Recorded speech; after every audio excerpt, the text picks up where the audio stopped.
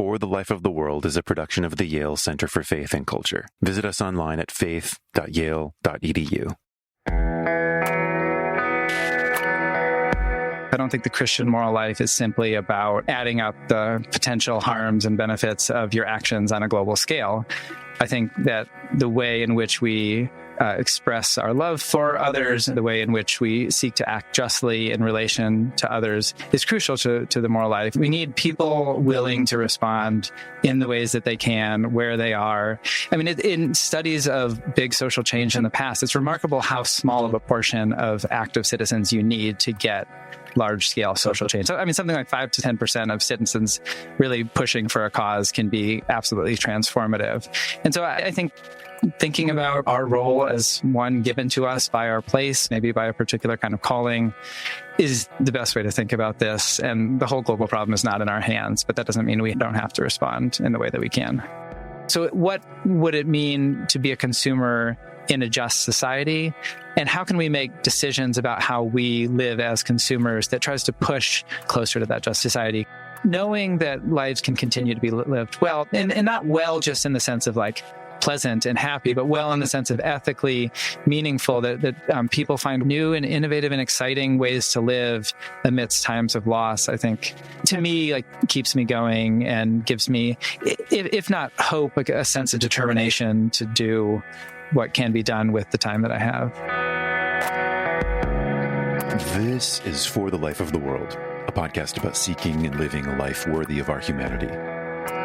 I'm Evan Rosa with the Yale Center for Faith and Culture. I don't want to live on another planet. I want to live on this one. This one's good. And I'm consistently drawn to the idea that just being here is an unimaginable gift, even in the worst of times, or social upheaval, or natural disaster, or personal pain and suffering. But it's amazing how easy it is to take all of this for granted. I turn on the faucet and water appears. I go to the grocery store, food's there. I walk outside, and there's the perfect combination of gases to keep me breathing. So in many ways, I think of environmental ethics as a path away from taking our earthly home for granted, and instead, moving toward a deep appreciation and careful thinking about this living, natural world. This floating planet that we all emerged from, this place we share together with all the other living things around us, and this ground that we will all someday return to. That is, unless you plan to move to the Martian Riviera and start buying up some real estate there. But I digress. This episode is a look into some contemporary issues in environmental or ecological ethics. How should we treat our one and only home, Earth? What obligations do we have to other living or non-living things? How should we think about climate change and its denial? How does biodiversity and species extinction impact human life? And how should we think about environmental justice, the rights of animals, and the ways that we consume the natural world? And with us today is Ryan Darr, Assistant Professor of Religion, Ethics, and Environment at Yale Divinity School, and author of The Best Effect, Theology and the Origins of Consequentialism.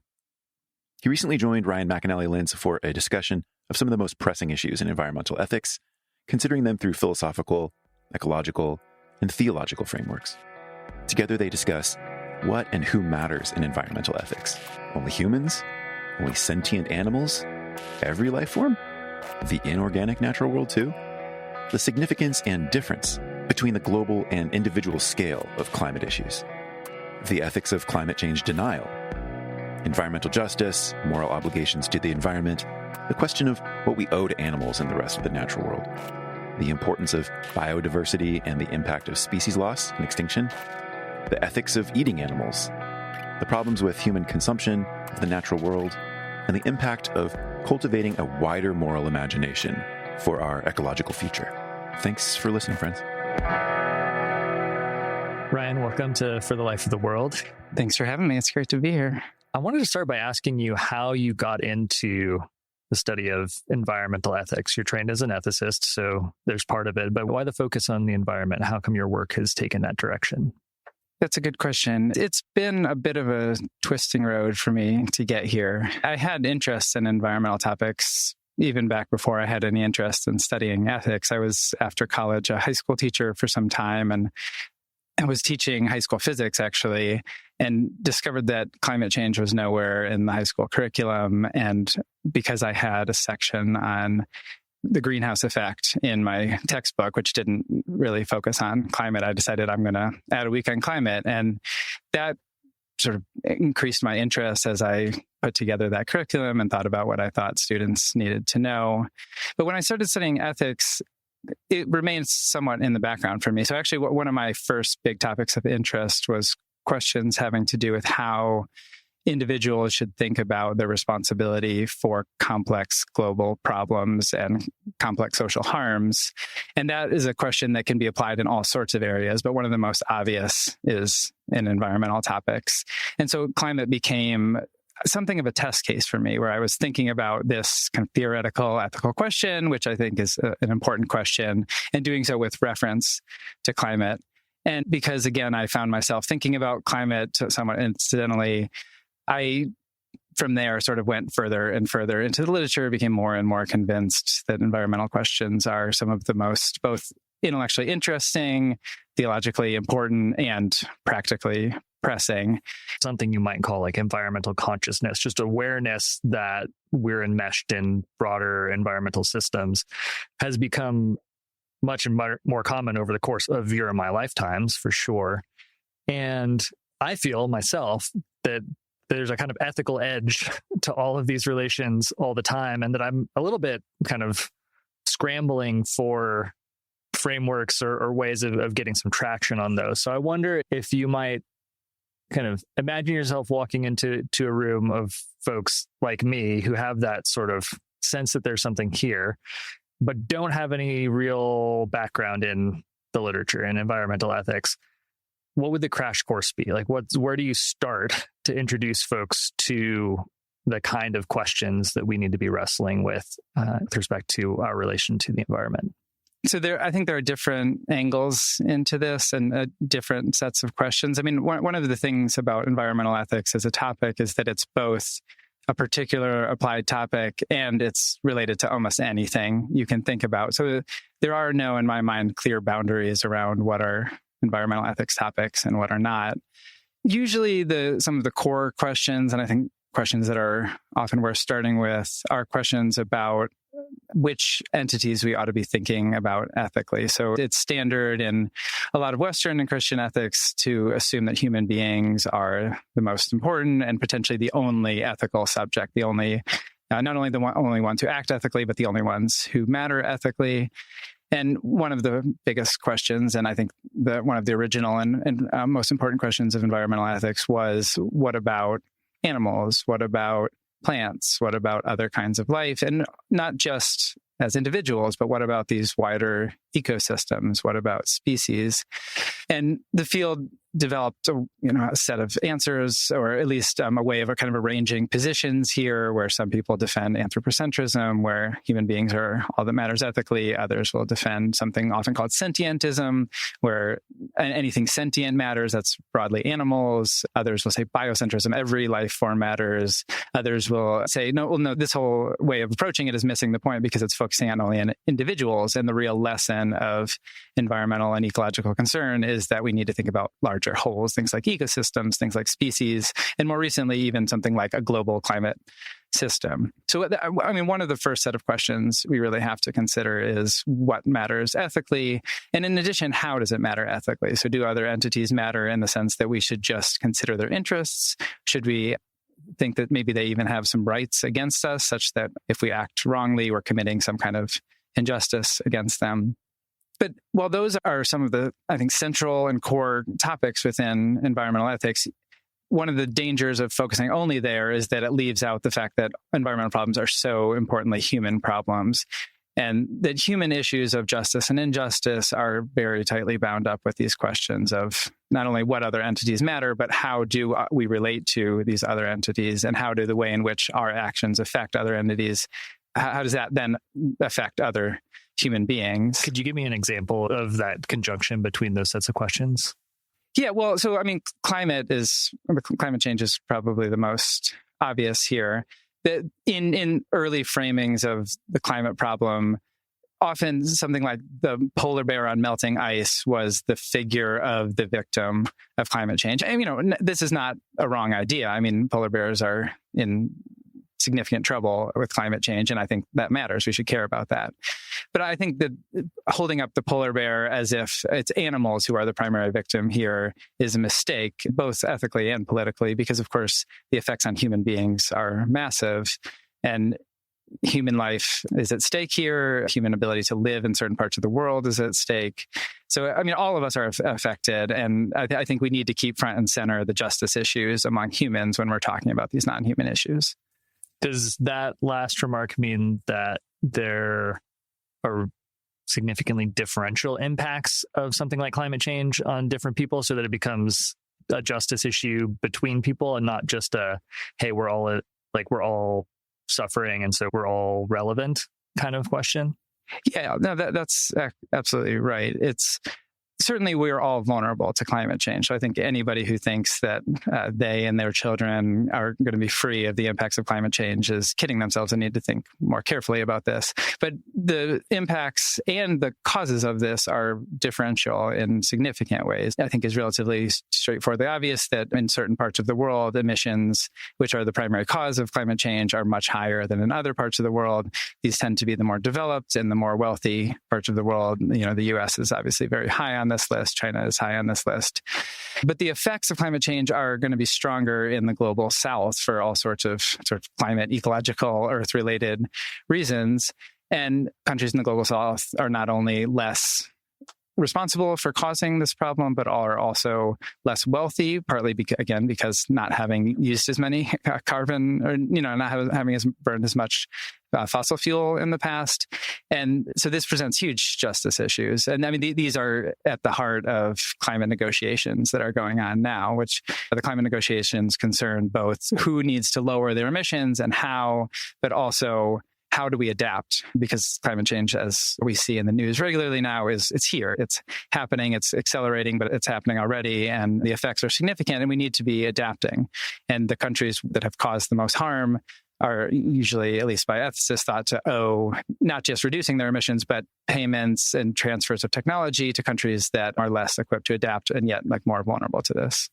So one of the things that is for me a lot in thinking about these questions is a kind of an alternation between a sort of massive overwhelm at the scope, a sense that that a lot of environmental problems are global and the scale is such that only really massive changes could make a real difference on the one hand, and then flipping back to a kind of, I have to change my life. What can I do?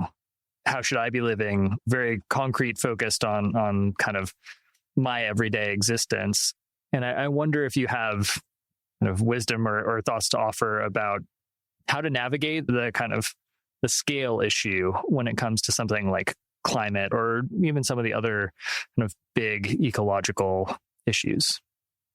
This is one of the most important questions. I feel the same overwhelm. I don't know many people who think about these issues who don't. The first thing I would say is not to let either of the two poles you pose, the big structural global problem pole or the individual action pole, eclipse the other.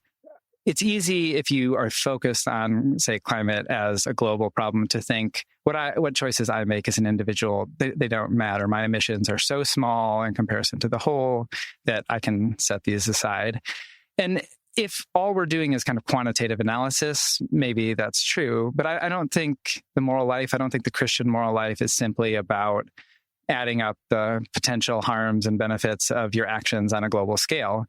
I think that the way in which we express our love for others, the way in which we seek to act justly in relation to others is crucial to the moral life. And that involves, I think, thinking carefully about our individual choices in ways that are not just about limiting our emissions, but are about demonstrating to others that other ways of living are possible, even kind of realizing in small scales other ways of living that might be possible that, demonstrate love and justice in new kinds of ways.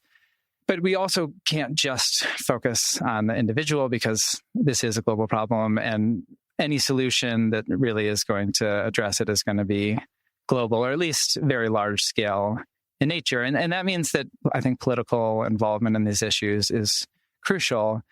And again, you could think, well, any action I'm going to do as an individual is not going to matter. But that's taking into your hands the whole global problem and imagining it as if either you can solve it or you can't. And that's not what we need. We need people willing to respond in the ways that they can, where they are. I mean, in studies of big social change in the past, it's remarkable how small of a portion of active citizens you need to get large-scale social change. I don't remember the number off the top of my head, but something like 5 to 10% of citizens really pushing for a cause can be absolutely transformative.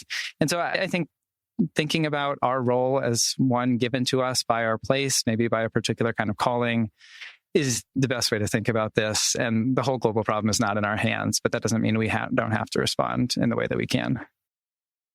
So our conversation so far has been presupposing, A, that climate change is happening, B, that humans have done things that are primary causal drivers behind climate change, and C, that climate change is going to have, on the whole, bad consequences for lots of ethically relevant creatures.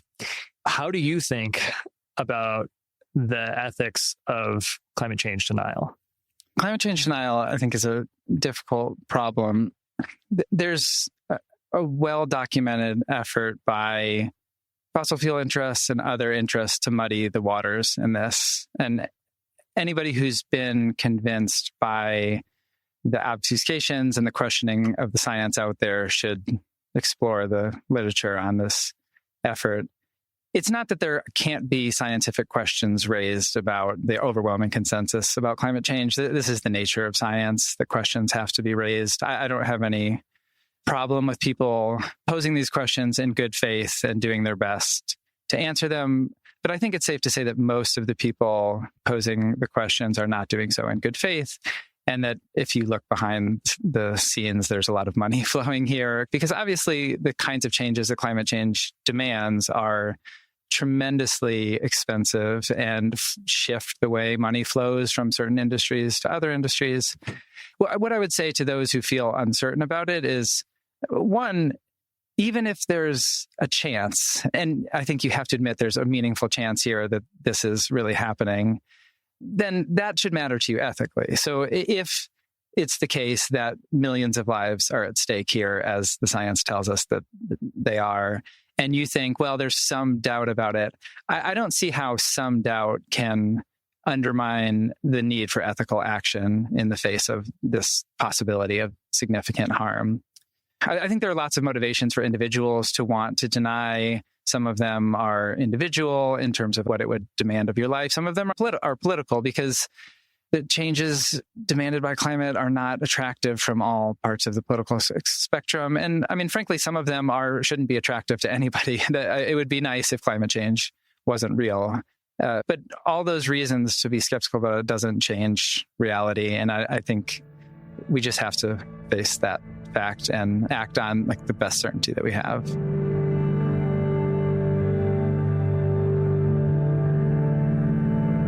Our conversation has been focusing a lot on climate, and I think understandably so, given how immense an issue it is and how much it matters for people's lives and how much attention it gets.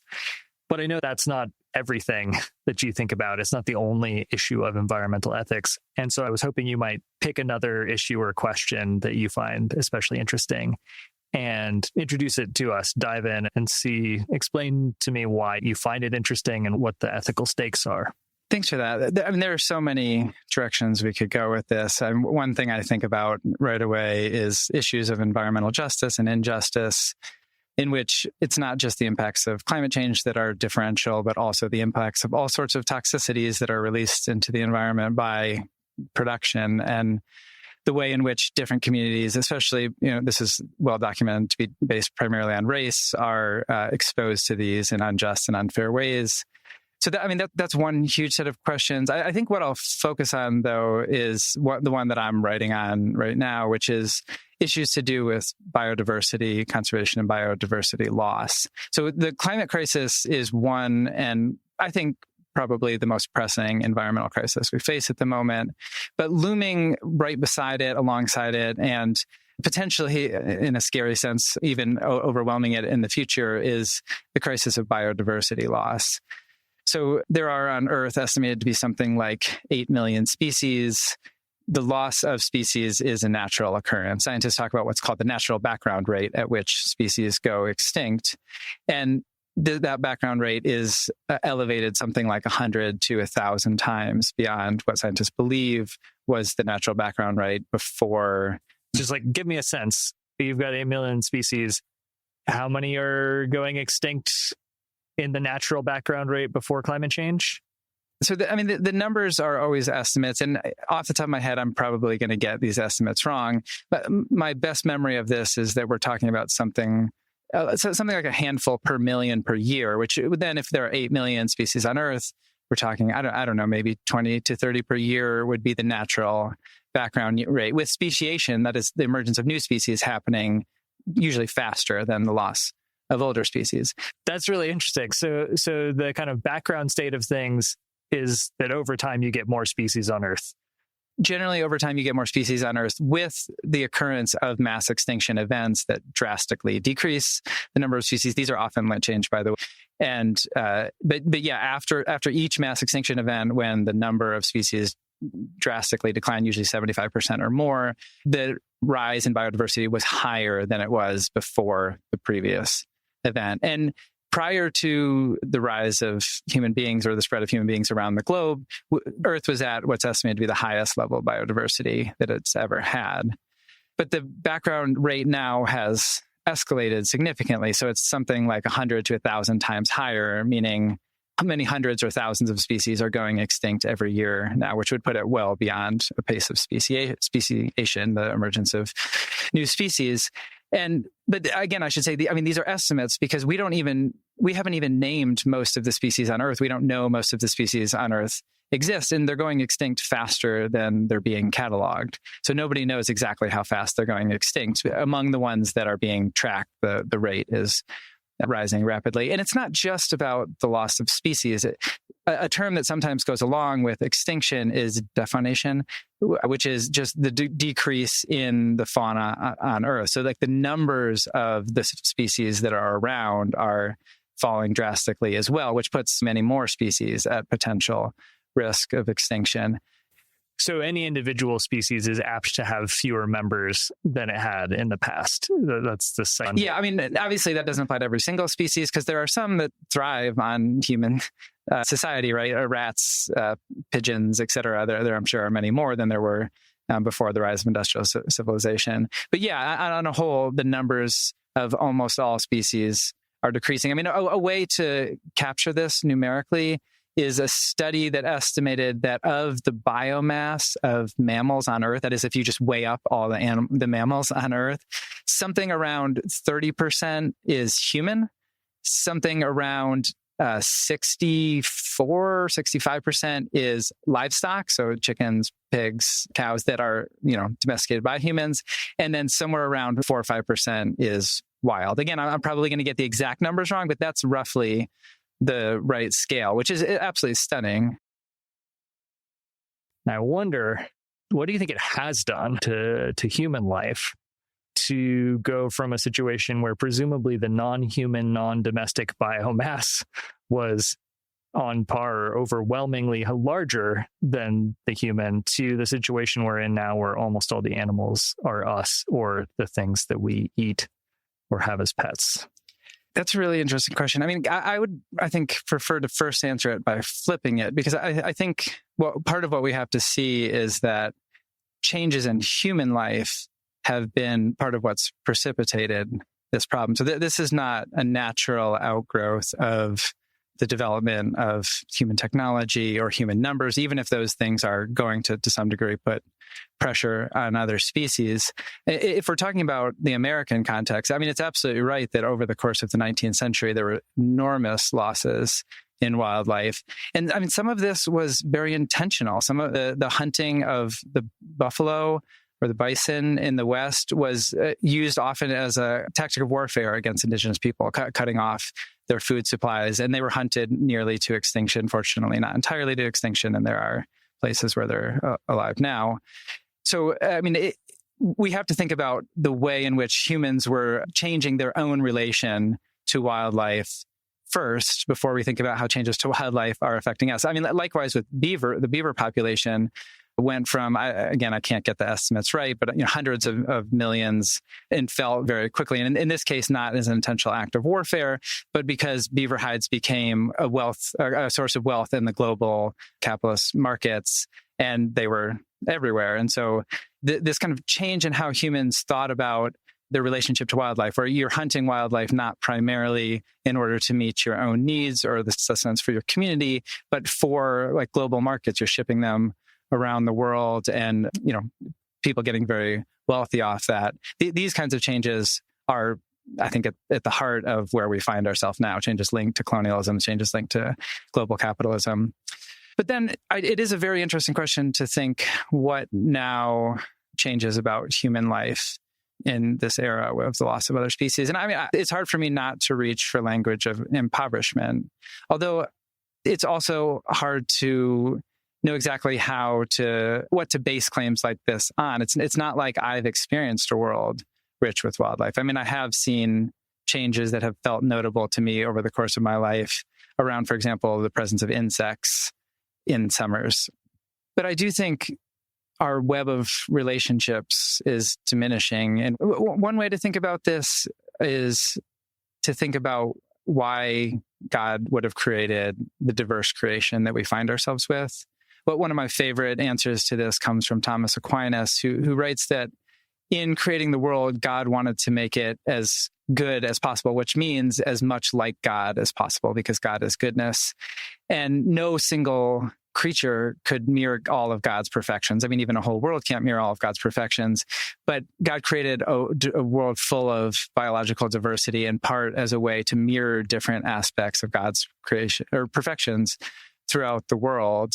And if we think that way, we see ourselves losing glimpses of God all over the world. And that sounds like an instrumental way to think about it. So it's like we who are losing these glimpses of God. I think that is a real part of it. But it's also to say that genuine goodness that God wanted, that reflected God, is being lost in the world. In this view, the world is literally showing forth less of the glory of God because of us. Yeah, exactly. Yeah. Yeah, and now we know that it's not that God created a set of fixed forms like Aquinas thought, but rather a world that itself is constantly producing new diversity in ways that mirror God in new and interesting ways. And we're not only halting that process, but reversing it. And I think, but how could that not make us worse off and make the world worse off? Painted at that level, that's really compelling and beautiful. If I start to think that, some of those insects that you're seeing fewer of, hopefully in some places, are malaria-carrying mosquitoes, then it starts to feel more questionable to me. I start to wonder, the eradication of polio would be a great thing, but would also be the kind of intentional squelching of at least one of these species. How do you think about that? Yeah, I think that's a great question. So there are different reasons to not want different kinds of living things around. And in some cases, I'm pretty strongly inclined to push back. So for example, wolves were intentionally eradicated throughout a lot of America, partly because who wants a wolf in their neighborhood? And I very much understand that. They're being reintroduced, and this is creating tensions. And I'm not unsympathetic to the human desires to rid their areas of wolves. But in this case, I think we need to accept that what it means to be creatures among other creatures is to recognize that we don't own the world in a way that we can freely and should be able to freely walk safely in any part of the world. And that it is part of recognizing our creatureliness to see ourselves as vulnerable to other creatures, just like they're vulnerable to us. It's hard to accept vulnerability as a good, but it is part of our created condition. And if it's not a good, it's at least something that I think we become deeply ethically questionable if we seek to entirely eliminate. But I don't think we have to be absolutists about this kind of reasoning. So here I'm going to get a little bit into kind of ethical theory weeds on how I think about this. But I think that there are some kinds of claims that we should see as kind of claims of justice, things that we owe to one another by reason of justice. These are kind of moral obligations to one another. And then there are other kinds of things that are goods, but they're not necessarily sources of obligation. They're not necessarily issues of justice. And I tend to think that those things that are sources of obligation or issues of justice have a kind of overriding force. When it comes to the existence of species, I don't think a species is a subject of justice so that we owe obligations to a species as such. As I said, I think species are good. I think they're good in part for theological reasons I outlined, but I don't think that we owe them obligations. I do think that we owe obligations to individual human beings, and I think also to other animals, which we can talk about if you want to at some point, and that these are matters of justice. And so I think it can be the case that, and especially with diseases, and including, I think, with certain species of mosquito, that we do right to seek to eliminate them as far as possible in order to protect others as matters of justice, as matters of us as humans recognizing what we owe to other humans in order to kind of protect the most vulnerable. But I think we should own that there is a certain loss there, that it's not, even if overall it's the right choice, like something can be lost by the loss of these mosquitoes. And that's, a recognition of a certain kind of tragedy of our situation. You mentioned obligations to animals. I'm curious, which ones and what kind of obligations?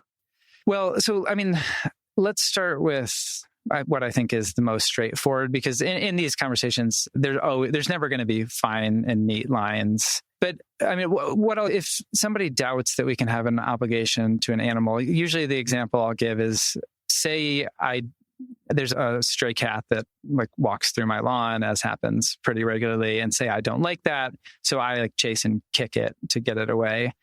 I think it's just straightforwardly obvious that I've done wrong to the cat. And one common response to this among people who don't think that we have obligations to animals is to say, it's not that you've done wrong to the cat, it's that you've somehow worsened your character and therefore made yourself more likely to harm human beings. So Kant says something like this, Thomas Aquinas says something like this. So this is a somewhat common line of thought. I think that the only reason you would say something like that is because you've made some theoretical commitments that force you to. So my favorite response to this is what's often called in philosophy the incredulous stare, which is just to say, I'm going to look at you with some serious doubt in my eyes and do so until you reconsider the action or the point, because I just think it's straightforwardly obvious. The problem with the action is that I've kicked the cat. It's because I've done wrong to the cat. If it harms my character, it's because it was already a bad action to start with. And if you're willing to admit that, as I think you should, and I'll keep staring at you until you maybe do, if you're willing to admit that, then we have an obligation not to kick the cat. And that's just like a wedge into it. So the question of which obligations we have to animals, we could go on for a long time thinking about this.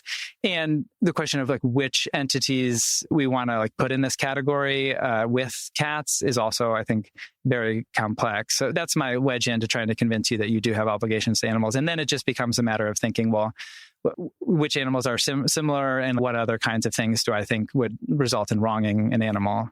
Right. So a super radical sort of stance on these kind of questions would be something like what I understand to be a typical Jain response with, a very strict pursuit of ahimsa or non-violence, where every animal species is included in, including, at least in some accounts of it, the mosquito that's sucking your blood.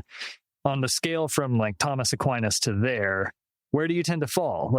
How do you, in your own actual life, think about the obligations you have to animals? And I know you have some cats, presumably you've got some obligations to them, but how far outside of your household does it extend? I'm inclined to think that I at least could have obligations to almost all animals. Insects are one of the hardest cases. And in some sense, I think it's worth keeping some of these questions open. So, if I was going to draw a line, I would follow what is not an unusual position and say animals who are sentient. So those who have an awareness of the world, of themselves, and of things as good or bad for them, so that they can have desires, they can experience the frustration of those desires, they can experience pain, are those for whom I can have an obligation. And I mean, just recognizing that the actual world is messy enough that we can't know exactly where that line falls. And maybe that line in the end becomes artificial. But I think it's something. It's somewhere to start. And then I certainly don't go the Jane route. So I think that to fail to recognize that the world is such that animals depend on other animals, that violence, predation, that these are parts of the world. They may be parts that we want to think of as aspects of fallenness. I am not confident of a view like that, but still they're parts of the world and they're parts that we can't escape, means that we should recognize that there are going to be trade-offs.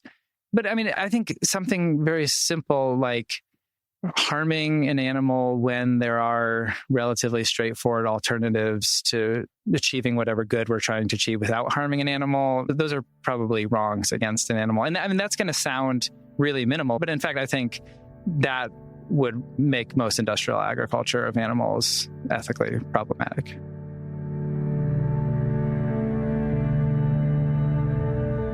How do you think about then the eating of meat? Well, so there's the one question in the abstract, which is just about, is it acceptable to eat meat in general? I'm not one who thinks that all eating of meat is ethically problematic. But then there's the reality of the world that we find ourselves in and the source that our meat comes from. And I am very deeply skeptical of any kind of consumption of meat that is what's often called factory farmed. These are animals that are, confined into tiny spaces. I mean, I think like effectively tormented for their short lives. They grow rapidly due to, both like medical things and genetic things that we've done to them. And it's a way, I think what factory farming is, it's a kind of limit case in which animal life has become commodity. It's become reduced solely to its use for us with no regard for the well-being of the animal. That to me is a deeply skewed and unjust way of us relating to other creatures. But that's not to say that I've cut all products from industrial agriculture. So, I mean, it's just not that simple to say, here's an absolute prohibition. I mean, there are people who, don't have great access to alternative foods. There are like all sorts of cultural traditions around meat that are not easily given up. And I'm not inclined to be the one to say, you must give up all of these things. But so that's why I put it in terms of, I'm like deeply skeptical of this whole way of human beings relating to animals. And I think in a just world, this would be ended immediately. We don't find ourselves in a just world. And so we as individuals have to kind of negotiate both how we relate to it as consumers, but also maybe how we relate to it politically. And what difference does it make in what role we put ourselves as we're doing this kind of reflection? I'm thinking of, say, someone like Wendell Berry, who has the strong sense, I take it, that we become way too much consumers. And part of the problem is precisely that we're relating as consumers rather than as members of some sort of land-based ecological community. And at the same time, I find myself a consumer and feel like I have to navigate things ethically within that way of being.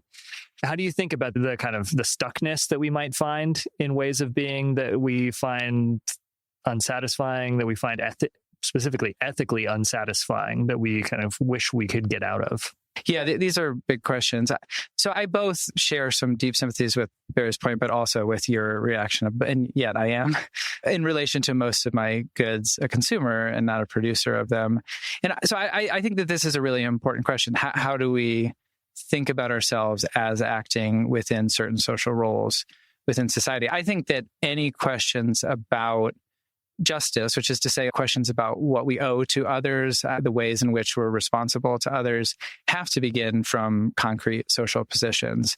I think there's a way of thinking in issues like, say, the issue of factory farming and how individuals do or don't participate in the markets for meat that ask questions just about causation. So what kind of harm do I or don't I cause, right? And there are those who wrestle with questions of, well, if I buy a hamburger, it's very likely or very unlikely that a single cow dies because of my buying of a hamburger. And I find this, I think, a fundamentally flawed way of thinking. Instead, I think we do have to recognize that we are acting in social roles, sometimes as consumer, sometimes as citizen, resident, and also in all the sorts of civil institutions that we're involved with where we have social roles.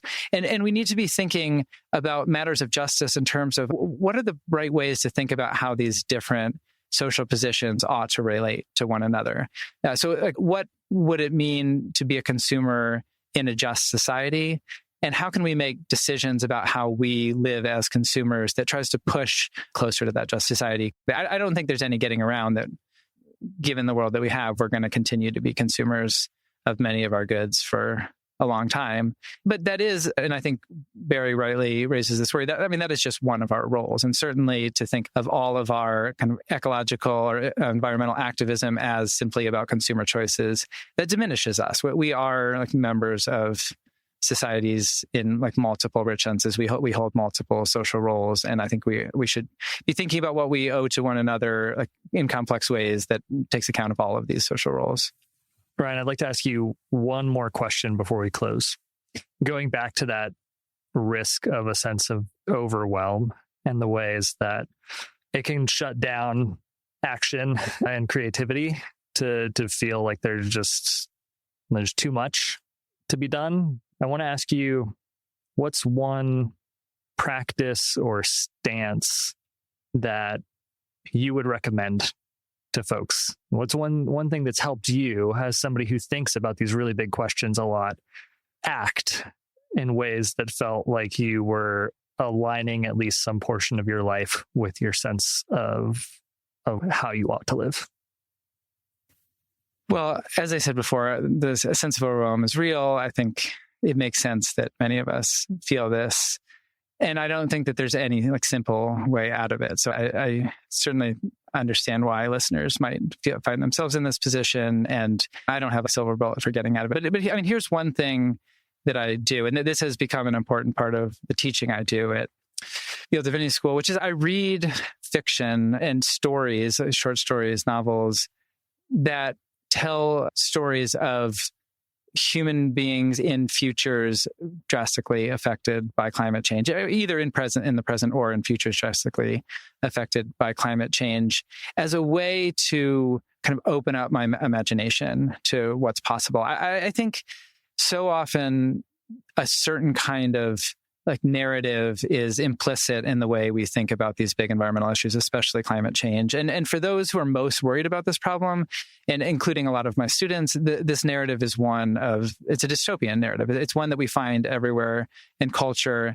And it leads to a sense of futility and a sense of hopelessness because we think, well, we know where this is headed. I don't think we know where anything is headed. I think that even if we know that some drastic changes are coming to the climate in ways that are going to change our lives, and change our lives usually not for the better, probably ours, as in those of us in this room, less so than many people in other parts of the world. But I mean, humans have lived through upheaval so many times and have found ways. I mean, I had a student once that she tries to remind herself that people went on baking bread as the Roman Empire fell. I think that's right. So there's a kind of historical way of thinking about this, but there's also the way I tend to do a more kind of future-oriented, imaginative way of calling into question some of these narratives just by, reading alternatives. And so I have a class I teach called Eco Futures, where we read a whole series of these kinds of narratives, some of which are very hopeful about what might happen in global climate politics, others of which are not, but they portray like lives lived well in changing situations and sometimes like really painful situations. So that knowing that lives can continue to be lived well, that they can, and not well just in the sense of like pleasant and happy, but well in the sense of ethically meaningful, that people find ways even to develop new and innovative and exciting ways to live amidst times of loss, I think, to me, keeps me going and gives me, if not hope, like a sense of determination to do what can be done with the time that I have.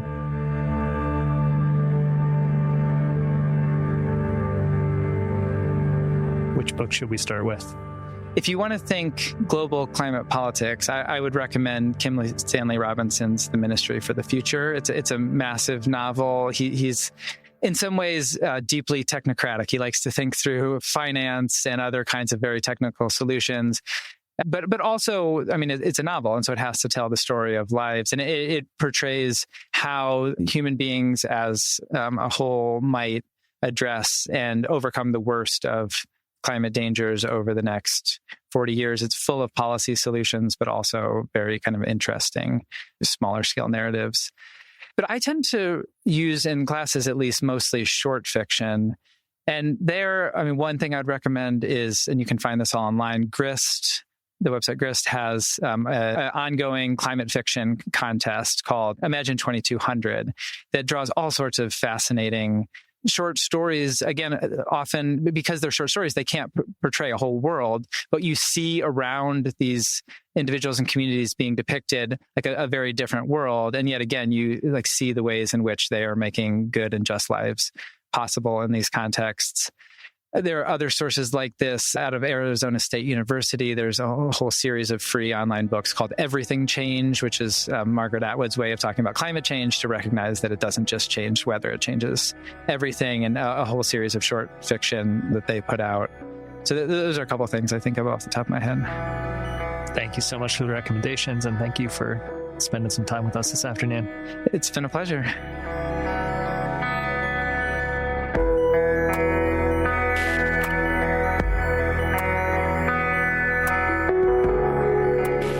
Life of the World is a production of the Yale Center for Faith and Culture at Yale Divinity School.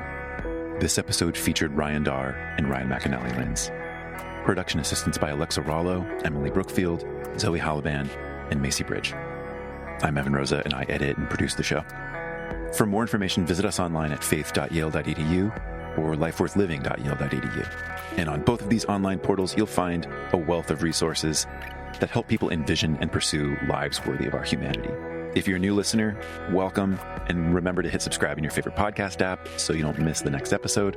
And if you've been listening for a while and you enjoyed today's episode, I would strongly encourage you to share it. If something connected here, passing it along to a friend is one of the best ways you can support the podcast. And as always, thanks for listening, friends. We'll be back with more soon.